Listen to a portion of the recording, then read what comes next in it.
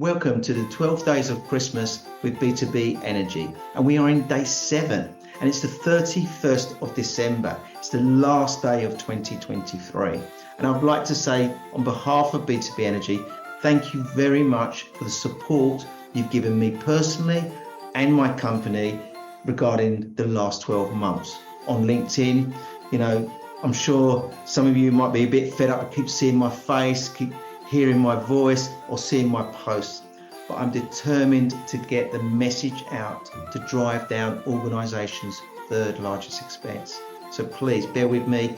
That is my goal, and that's what I'm trying to achieve. So thank you for those people that have supported me, that have liked, commented and clicked on that bell. So thank you.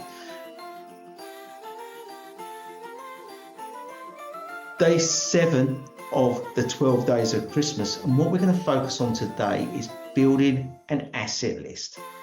Understand your building regarding your energy consumption. Very simply break that out into heating, cooling, lighting, power, energy management and water. Those 7 areas are good categories to start to focus on, and then start to build the list underneath that regarding what areas contribute to those main categories.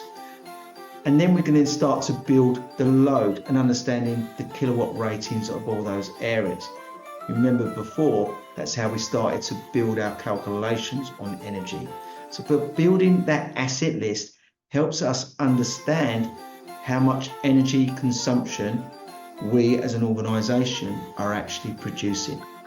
Once you've actually built the asset list, what you can then start to do is look at seeing whether that asset list needs to be replaced, needs to be renewed, needs to be changed, needs to be realigned.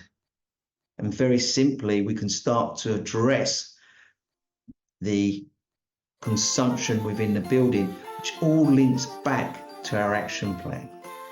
So thank you very much for listening. That was day 7, and I'm looking forward to seeing you in the new year.